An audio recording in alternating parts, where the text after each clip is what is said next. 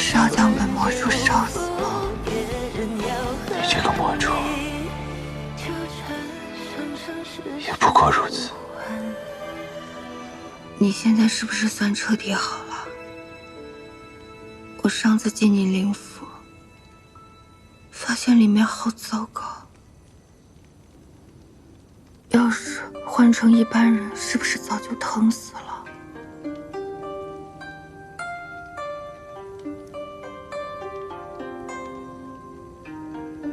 我是一般人吗？那便是没事了。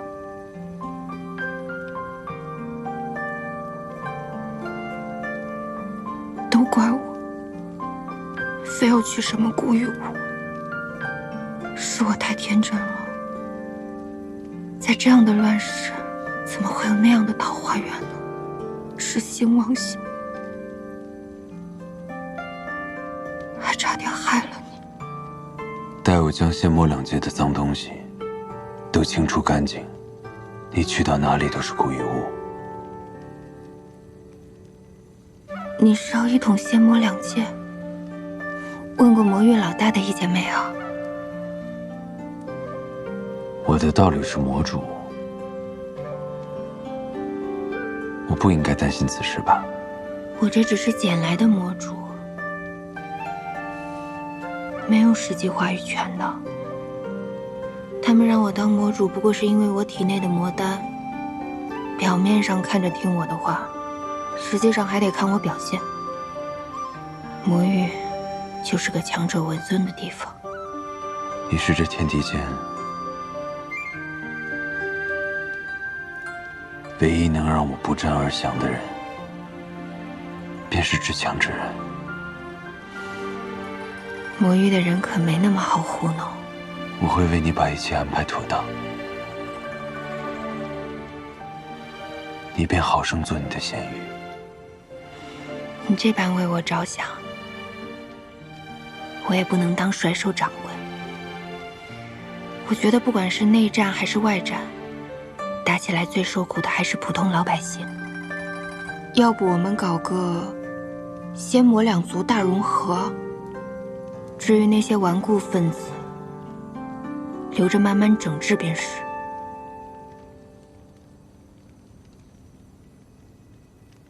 听你的。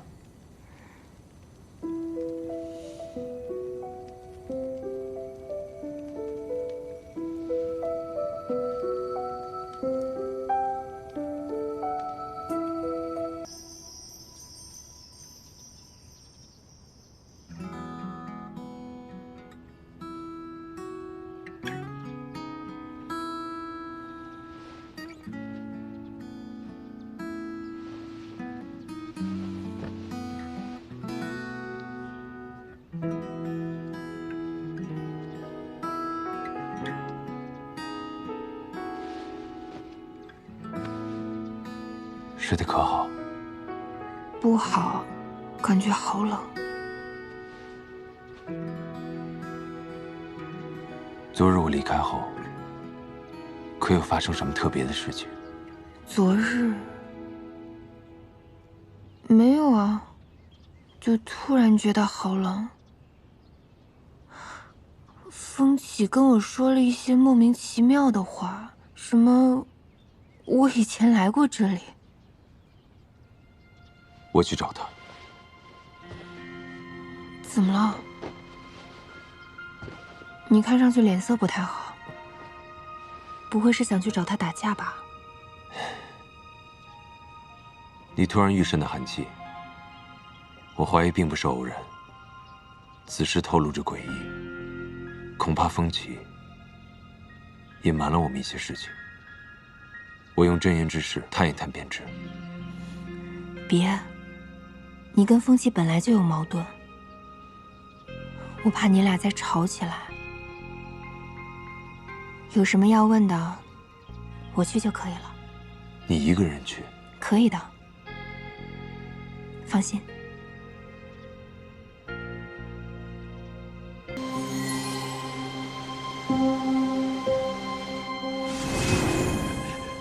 哎，高人，究竟是什么人啊？我们所做的不过是为了活命而已。你可千万别把账算到我们头上啊！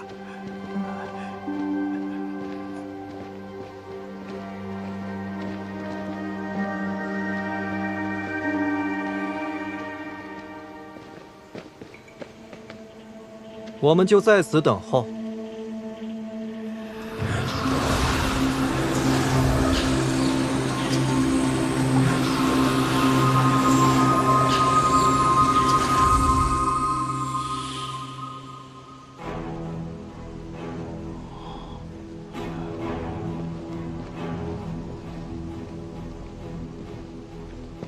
规矩都懂吧？此地不可随意走动张望。就是这里了。无知小儿，竟敢冒犯灵山！灵山，这里也配叫灵山？怎么，你们严家是想反了不成？儿啊，不得无礼啊！我们老严家上上下下几百口人，容不得如此轻慢啊！罢了，别在这里浪费时间。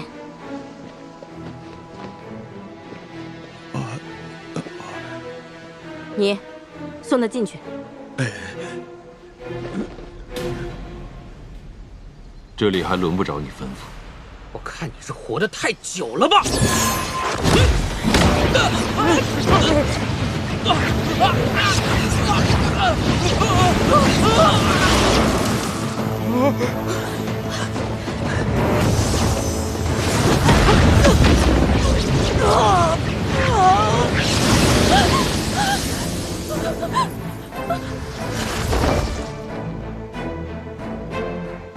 带我进去。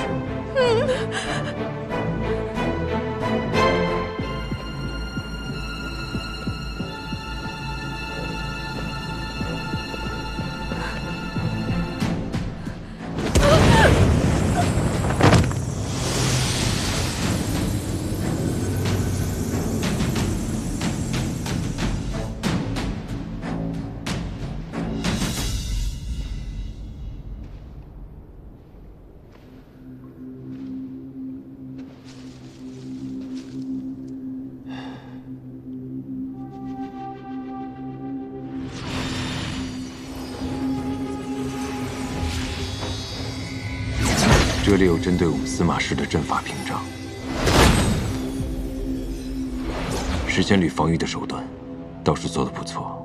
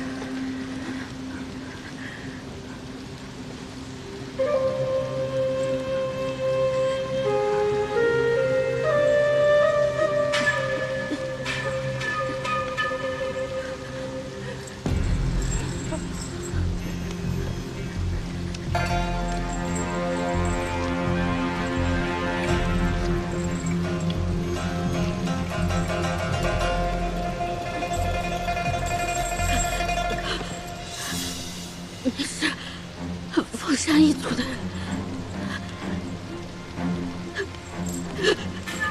求求你杀了我们吧！他们最近加快了逼我们繁衍血脉的速度，就快大功告成，再使点劲儿！小心啊！出来了！我求求你杀了我们！我怎么可能杀自己的族人？我们本就是将死之人，让痛苦结束在你手上，都好过流干血之后被他们吃掉。求你，求求你动手吧！求你！来，小心一点。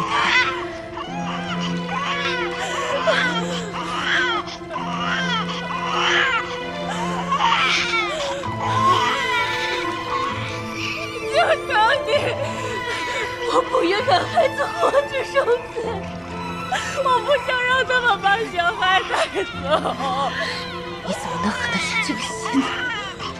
难道要让这个孩子长大以后像我们一样被当成畜生圈养吗？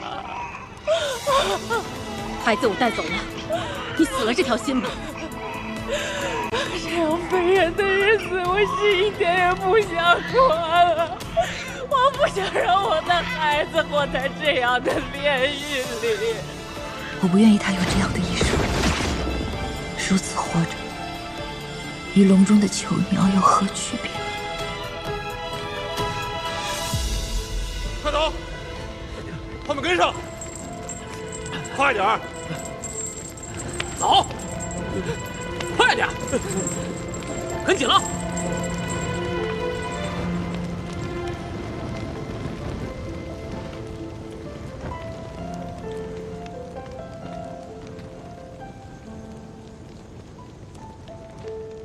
叔叔，给血和粥。叔叔，给血和粥。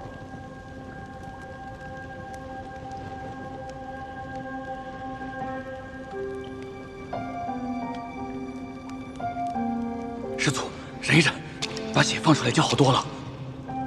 我要喝粥，喝粥。给血。是谁把你变成这样的？叔父说有了血就给粥喝，喝粥。给血，给血。叔父在哪儿？我要喝粥。告诉我叔父在哪儿。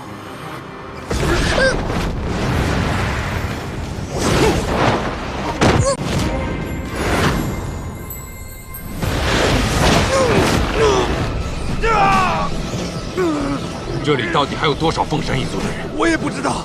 每一位身上有着火影太极的孩子，都会被送来白凤山。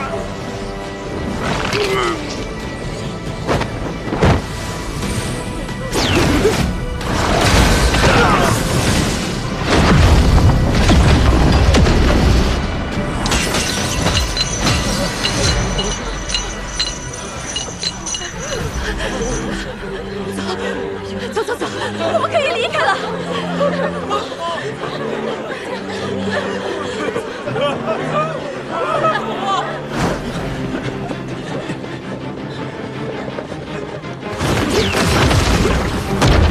凭你们也敢拦我？我们有针对司马一族的阵法加持，料他也讨不到什么好处。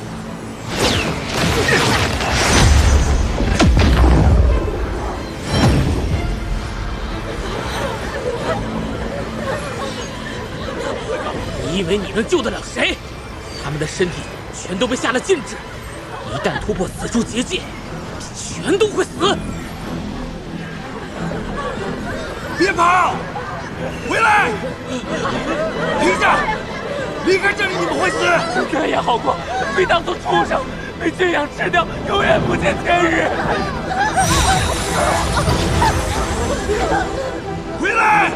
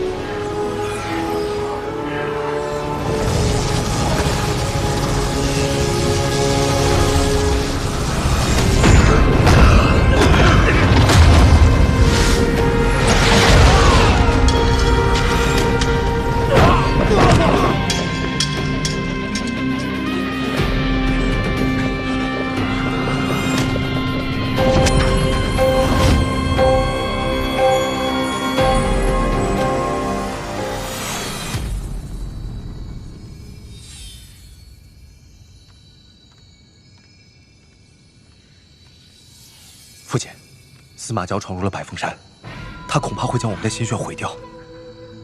快去，告诉各宫公主，就说赤焰城传来求救的信息。司马昭疯了，火烧百凤山，欲屠赤焰城。是。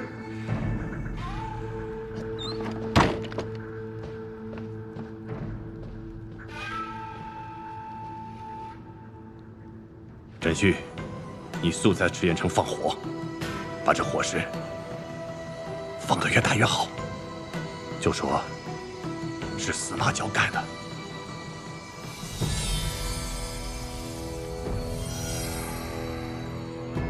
司马昭，你找死啊！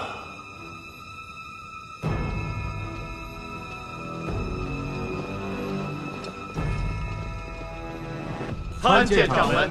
如今施家与各宫似是要捉拿司马昭，或许可借他们之手替我取司马昭性命。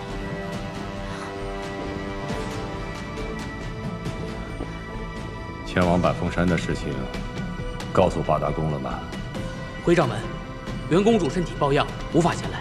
叶公主不知所踪，其他公主都已经准备好了。如莲，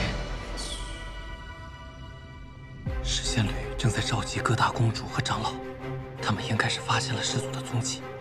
如莲，你在这好好盯着他们，我这就回去禀告师祖。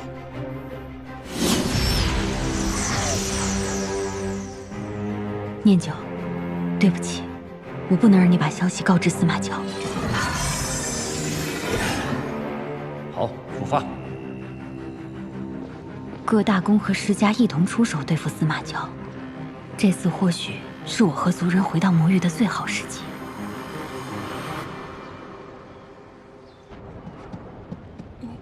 看什么看？臭灰猫，嘿，熊孩子！起火了，快跑！起火了，什么情况？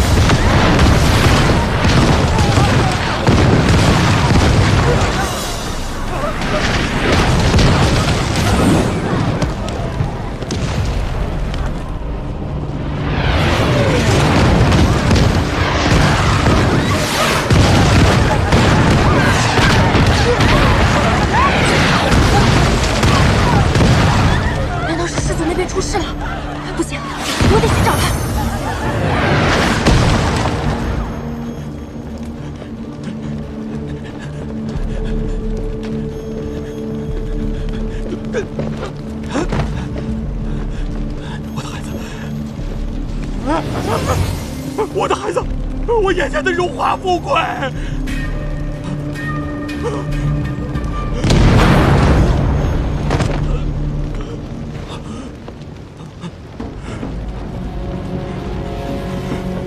玉皇，啊，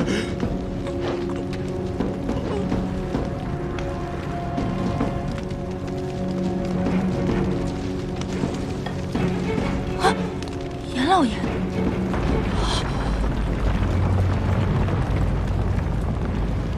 我得赶快找到司马昭。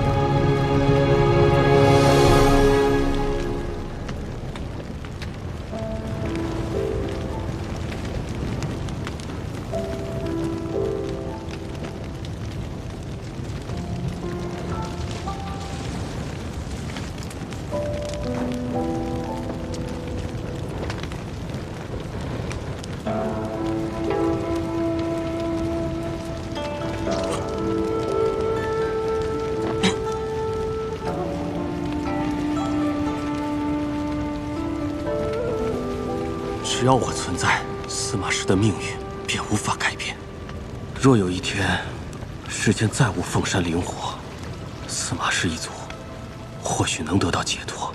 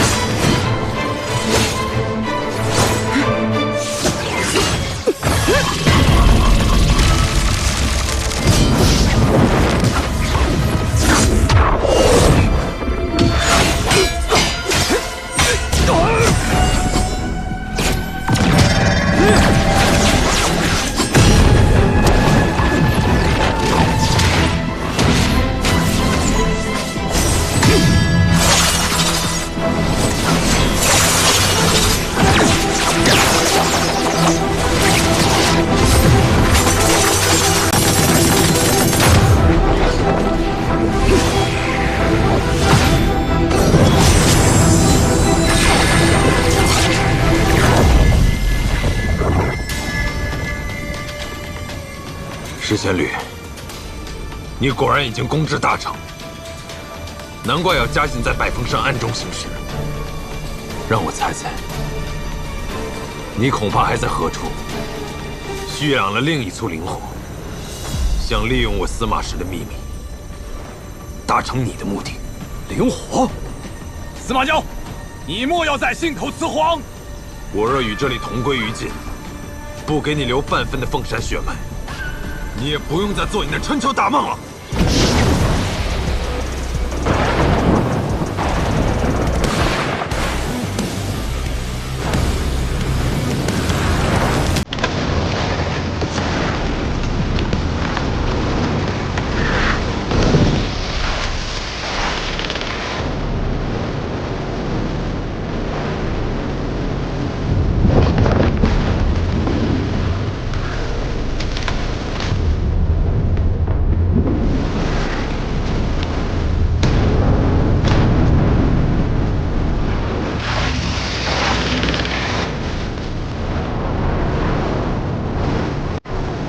想活出性命，和我们一起死，合力阻止他。没用的。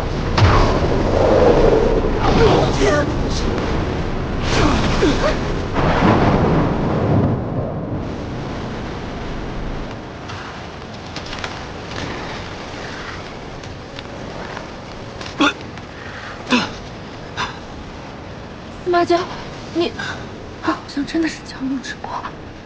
身体快崩溃了。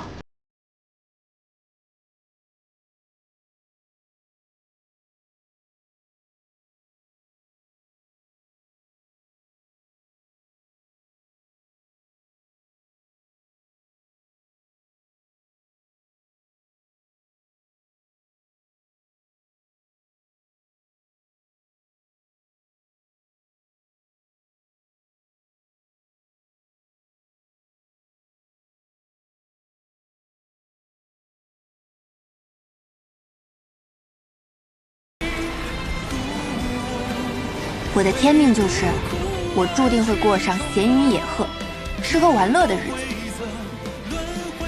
师祖，我不用给您陪葬了啊！你不想死？当然不想死。我对这天地已无留恋，而他却只想好好活着。算了。什么算了？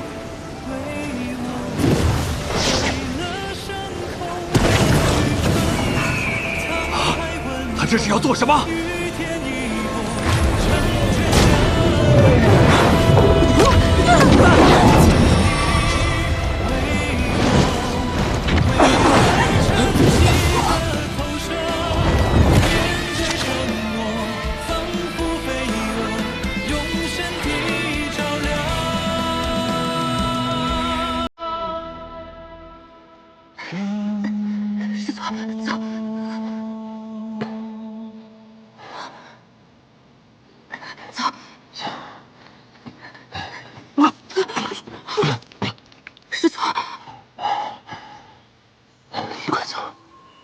你走不动了吗？走不动了，你快自己逃吧。你再撑一下，起来。你连逃都不会吗？起来，师祖，再撑一下。你要带我一起走？对。你是想死吗？不想。你带着我走就是找死，你没那么傻吧？这不是傻，你救了我那么多次，振作一点，你告诉我逃到哪里比较安全。你快走。师祖，司马娇，司马娇，你快醒醒啊！司马娇，他脚上的是什么？怎么在发光？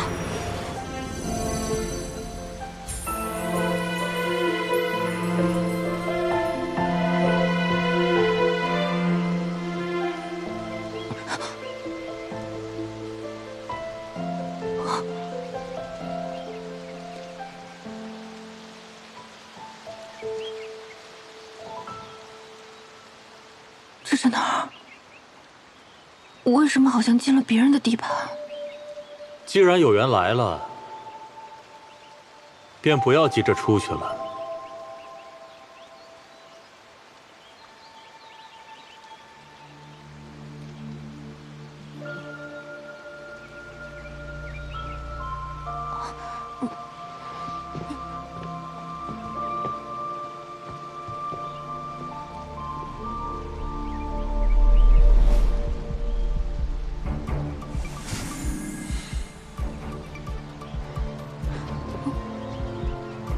孩子，看来你还记得我。果然是你。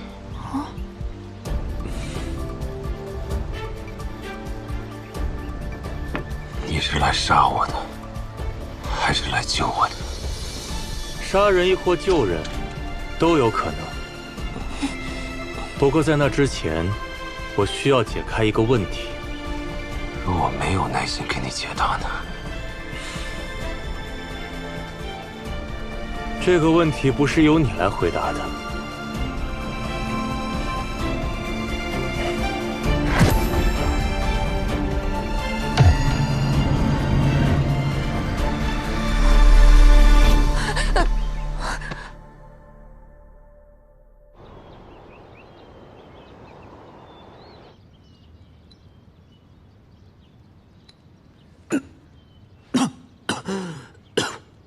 燕九。你醒了，来，感觉如何？若离，我怎么会在这儿啊？师祖呢？师祖现在怎么样了？当时施家人察觉了你的行动，袭击了你，我趁人不备将你救下，悄悄将你带回了我这里。师祖那边你且放心，施家和几大宫的人没能制住他。不过，师祖和庭燕现在下落不明。下落不明？那我得赶快去找师祖。哎，等一下，你现在去找不过是添乱。先坐下。现在外面施家和几大宫的人都在到处寻找师祖的下落，你此时去找，非但会引人注目，而且更有可能像这次一样让自己受伤。可师祖那边……你放心吧，我相信他和庭燕既然有办法逃脱，就定会没事的。这样，我行动比你方便一些，我现在出去打探一下他们搜寻的结果，你在这里等我便好。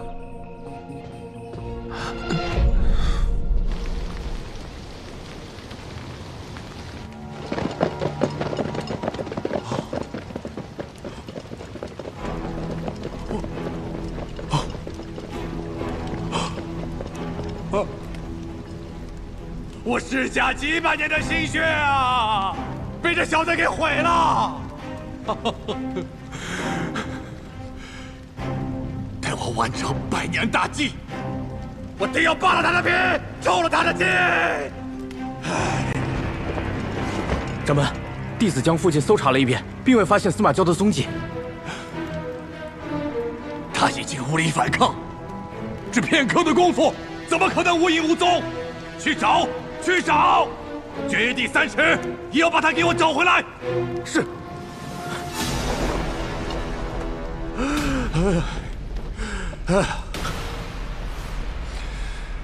父亲，我们接下来该怎么办？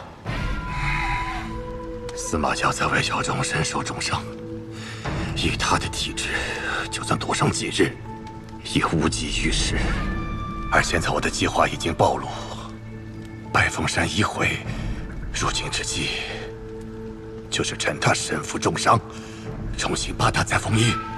可是白凤山的事情泄露了，我担心八大公因此会对我们的计划。八大公现在着急抓司马交呢，没工夫去深究这些。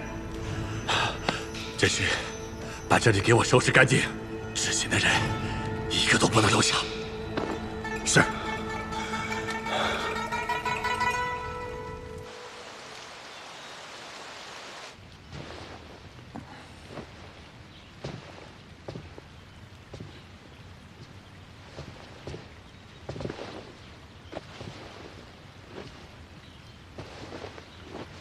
姑娘是魔域的魔修吧？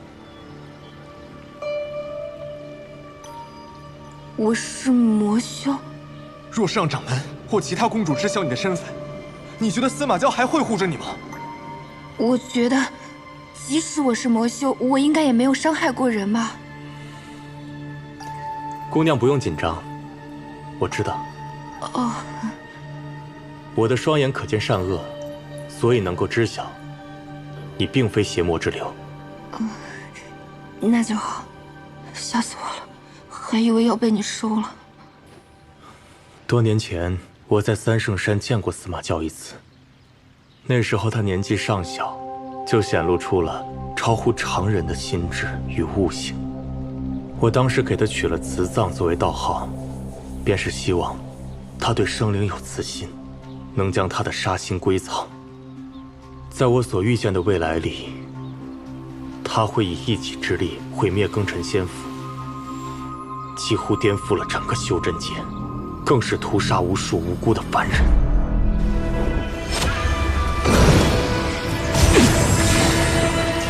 是我土变成胶原，是仙境沦为地狱，导致生灵涂炭，犯下滔天罪孽。师祖他虽然看起来残暴，但他并不是滥杀的人。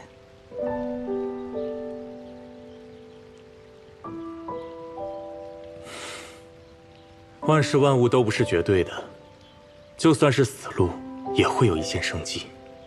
我在他满是血腥杀戮的未来里，窥见过一丝生机，所以我预言，他会等到一个转机，一个会改变他的人。那个人是谁？当年我在他身上留下了一枚念珠，意在镇压他身上的戾气，助他清心。但同时，他若起了杀意，便会感到痛苦难当。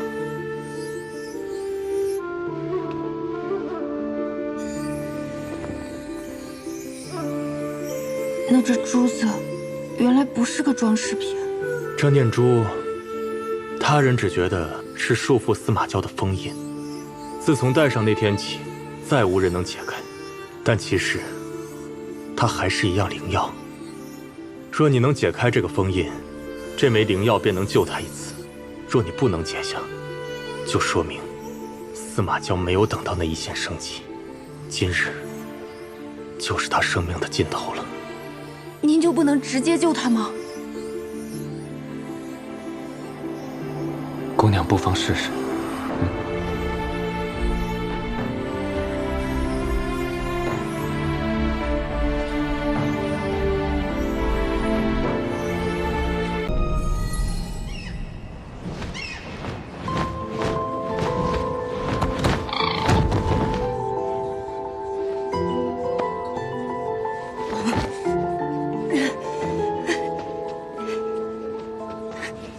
这里便是凤栖阁了，是八大宫公主和师掌门共商要事的地方。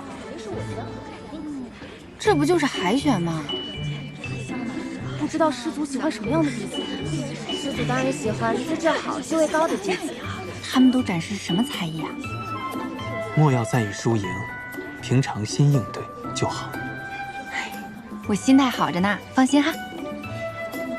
为时不早了，你快进去吧。再等等，我都习惯了，踩点进来。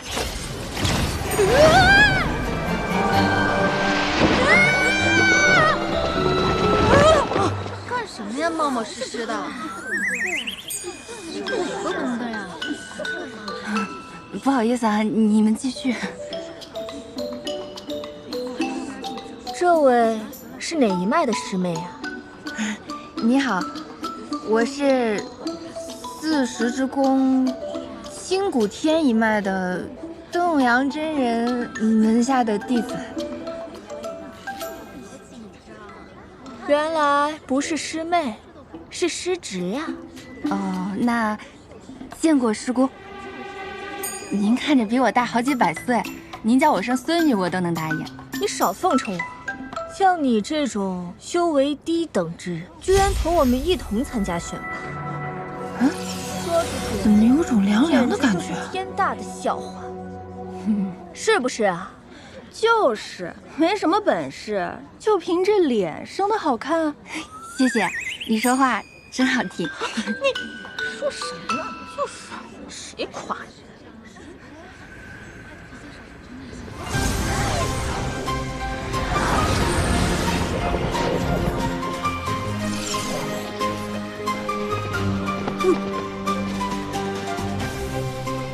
恭迎各位公主、师长们。今日，各位公主们将从在场的众弟子中挑选100人，进山侍奉师祖，照顾师祖起居，伴其修行。选拔正式开始，众弟子只需静心盘坐，打开天灵，静候佳音。是。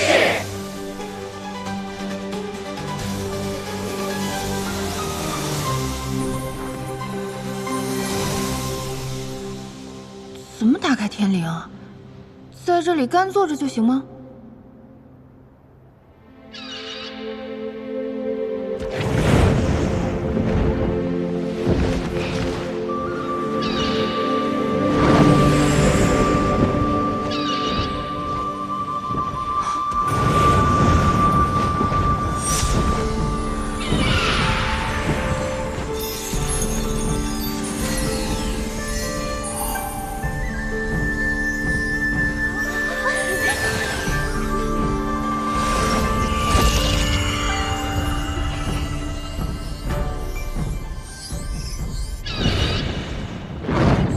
我不是来凑数的吗？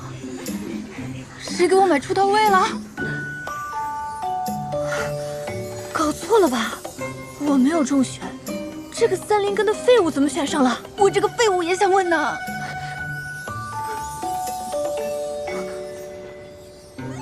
娘，师傅。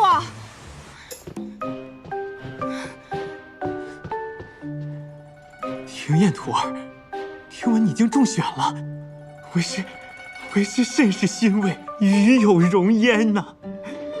我清谷天自开创以来，不是说好了我只是走个过场的吗？怎么就被选中了？你能不能跟上面反馈一下？我不想去，有的是人抢这个 offer。什么符？总之，我愿意把这个机会让给别人。可我们清谷天只是40之宫下面一个小小的门派。能够入选已然是大幸了，哪有推辞的道理啊？再说了，这是师掌门和8大公主共同做下的决定，已经没有更改的余地了。怎么修仙世界也有这种职场压力啊？我只想当个美丽的废物，而且我对这什么都不了解。那万一我把这个师祖惹生气了，他不高兴了，我可担不了责。你也莫要担心，虽然为师也未曾见过那位慈藏道君。但听这道号，想来也是一个宽厚、慈和的长者。你若是无心侍奉祖宗，想来他也不会为难你的。3圣山灵气鼎盛，你此次前去，定能提升修为啊！哎呀，这种升职加薪对我一点诱惑力都没有，我只想好吃好喝，苟下去就好。恭喜师妹！恭喜师妹！恭喜廖师妹！简直光耀师门，这是师兄给你准备的贺礼。怎么听起来我成了全村人的希望啊？这压力也太大了吧！不大。好了，散开。你们呀，莫要再给他压力了。田燕徒儿，你能入选，已为我清谷天增色不少。毕竟，你也不是什么高修为的弟子，又不愿意侍奉师祖。想来要不了多久，他便会遣你回来。原来没有什么 KPI 啊！说什么呢？那也行。算了，反正现实是回不去了。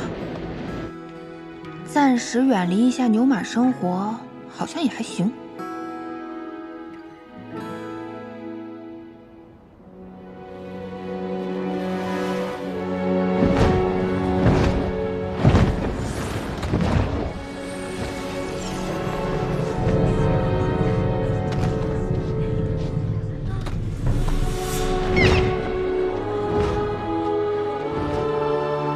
这便是三圣山了。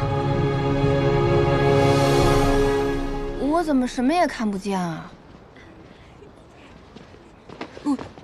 三圣山的神圣，岂是你一个普通三灵根能够领略的？此处曾飞升过3位圣人，自师祖慈葬道君闭关以后，此处已闭山500年，无人再进入过。听起来像是个隐藏大副本啊！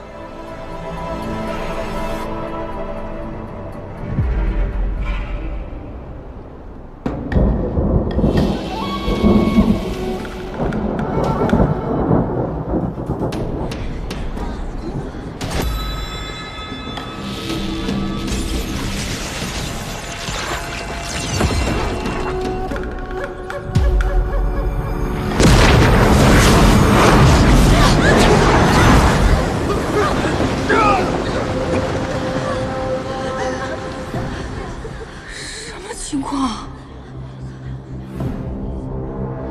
师祖息怒啊！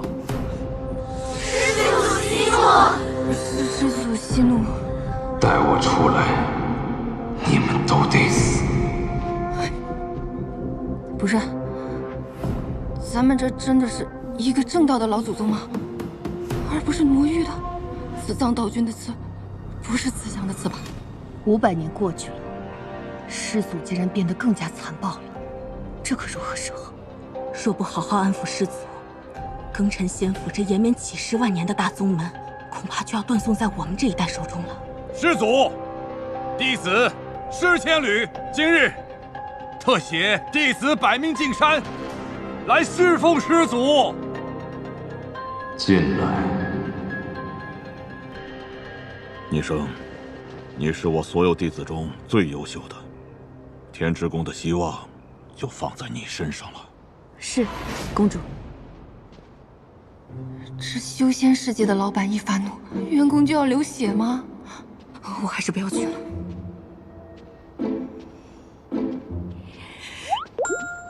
嗨，出发。哎，我东西不见了。东西掉哪儿了？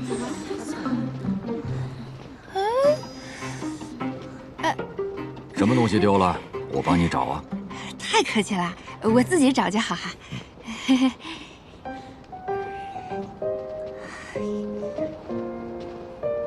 啊！哎呦，我肚子好痛，好痛啊！肚子，哎呀，晕了！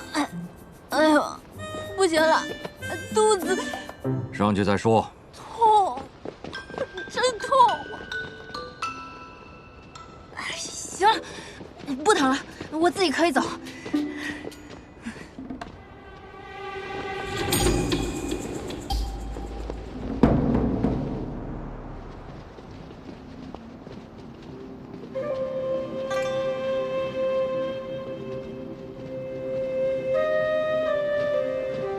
这祖宗的修炼环境这么恶劣的吗？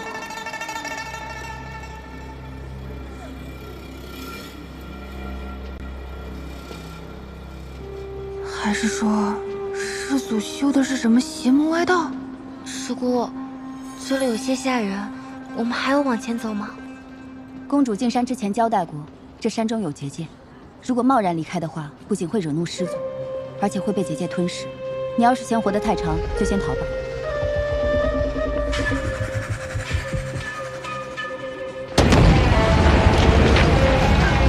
熊！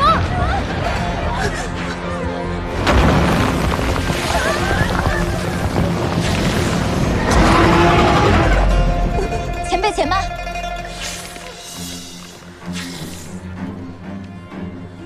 前辈，我等弟子前来拜见师祖，初来乍到，还请前辈带路。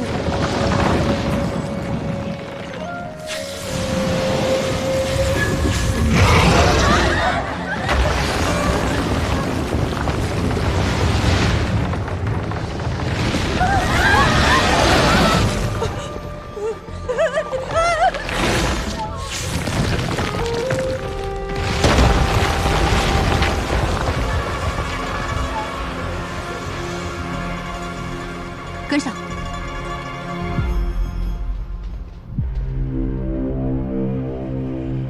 还跟上？这破工作，我才不干！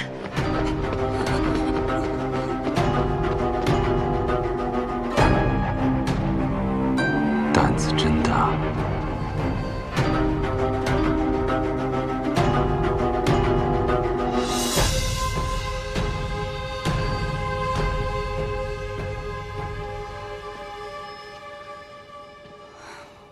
这些人也太勇了吧！出不去就跟着一条蛇走。还好这修仙世界没有打卡机，少我一个也不会被发现。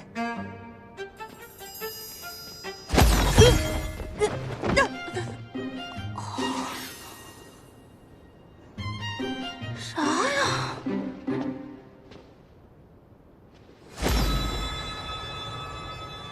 魔气，他竟是魔域之人。谁啊？我看到你了。真是不知死活。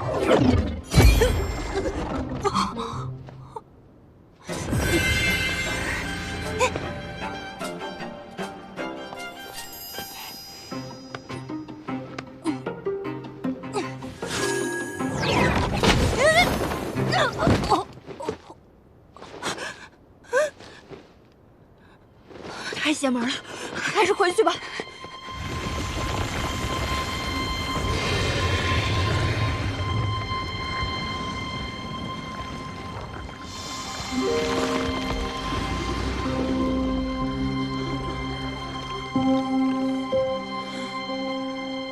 进去吧。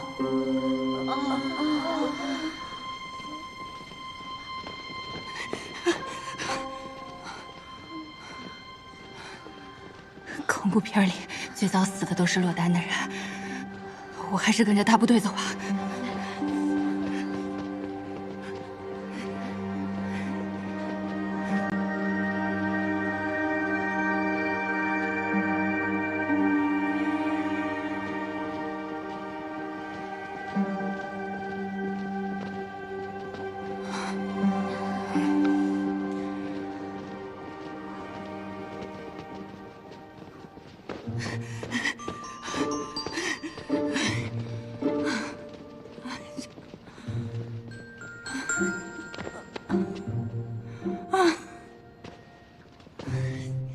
这么高的塔，连个电梯都没有的吗？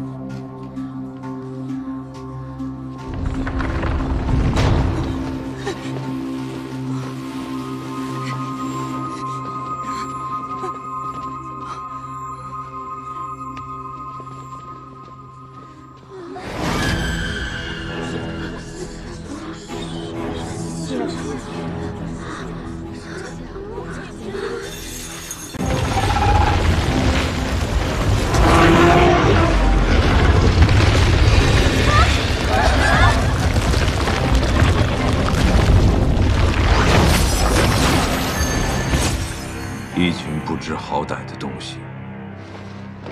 参见师祖。参见师祖。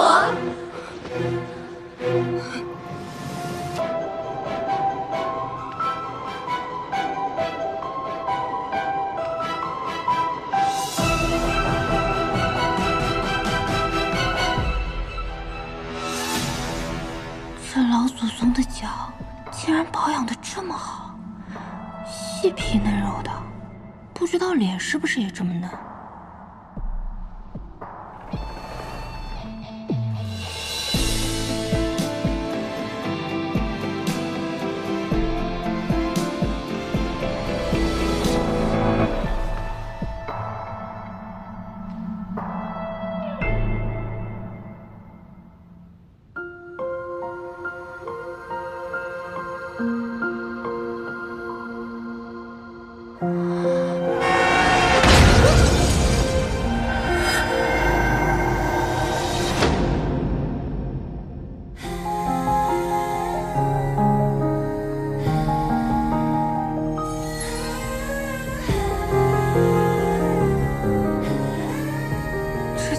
多岁的祖宗，竟然是个小白脸！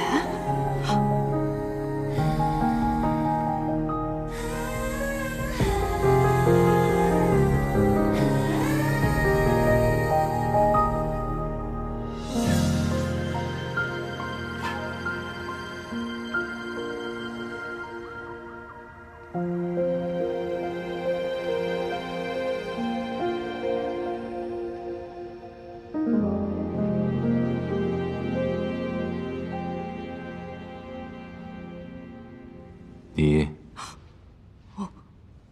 进来想做什么？弟子玉蓉蓉愿潜心侍奉师祖。撒谎！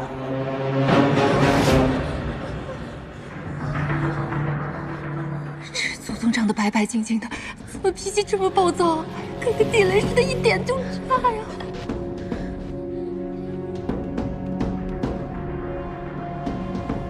你别过来呀！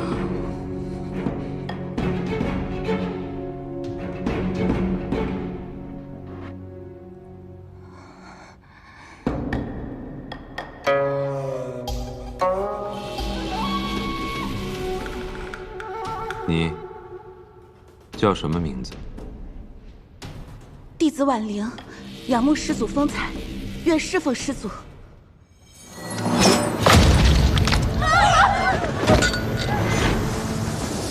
不是婉玲师妹，他是谁？竟然有人敢冒充混入，他什么目的啊？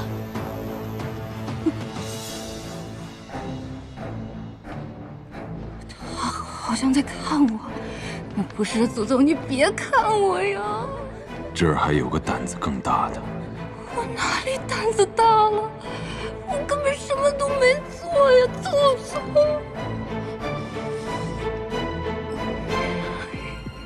看着我。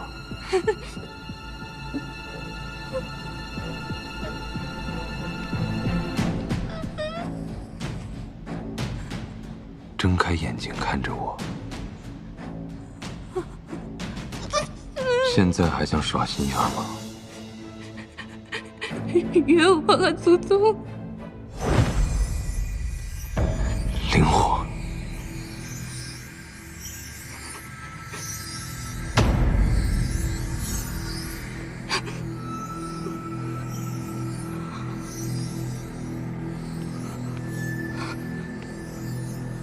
都滚出去！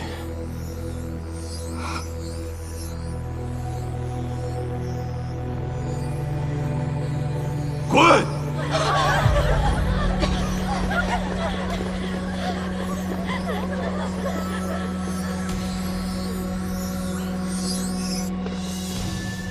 这师祖精神状态好像不太正常，简直是蠢发疯。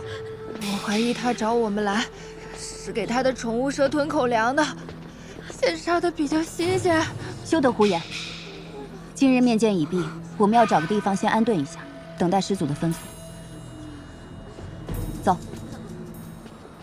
这个天之宫的穆尼生以为自己是谁啊？人人都得听他的。我偏不。我们走这边。来这几位公路选手都看不上我，啊，也好，不出头不冒尖，能苟一天是一天。啊，整整走了这么久，脚都感觉磨出水泡了。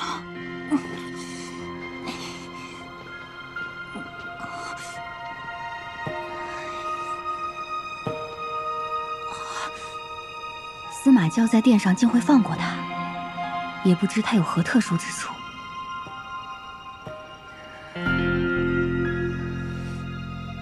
希望这个老祖宗没有开例会的习惯，不要再见我了，好痛！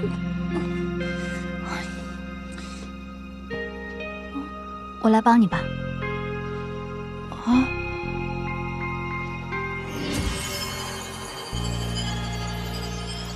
一下子就不痛了，谢谢啊！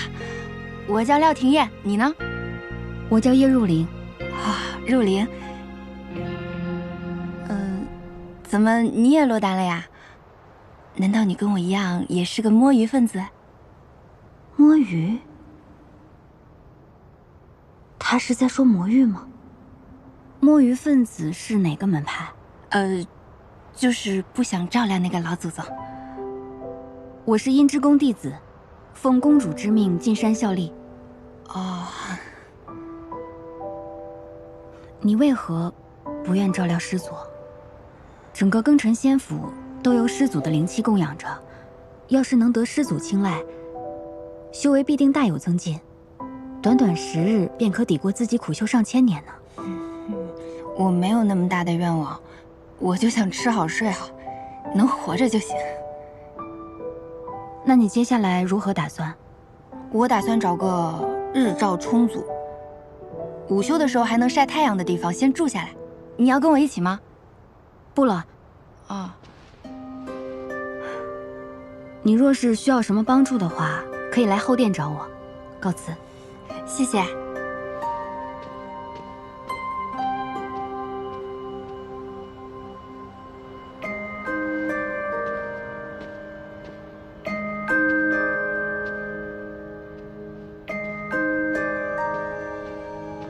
廖廷艳。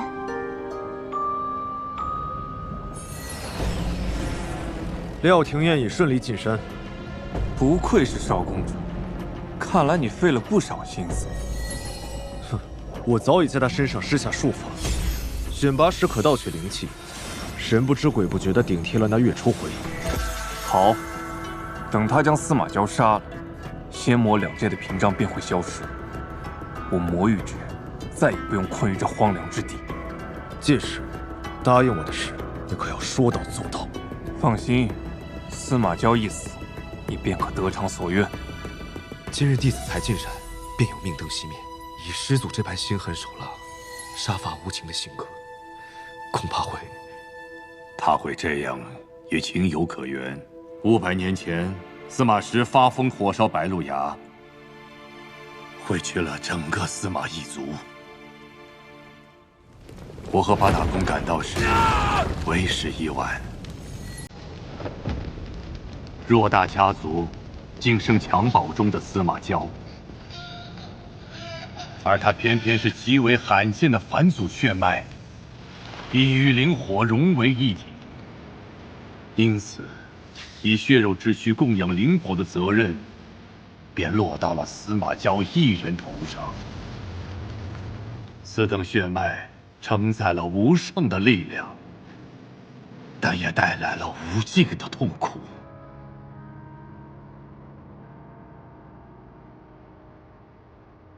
他生来就注定成为灵火的容器，灵魂与肉体一同煎熬，生不如死。他们为了留住这珍贵的血脉，施下封印和禁咒，令他无法自强，将他封在三圣山，一困就是500年，从出生起便被灭绝。八大公也只想着将他利用殆尽，不封魔才怪。师祖，请把这碗汤喝下吧。再喝一口。师祖对我施加，尚且还能念及几分旧情，但那些被八大公送入山的弟子们，各怀鬼胎，恐怕难逃一死。他睁开眼睛看着我，为什么会让灵火躁动不安？冤枉啊，祖宗！他到底在谋划什么？他会是我所需之人吗？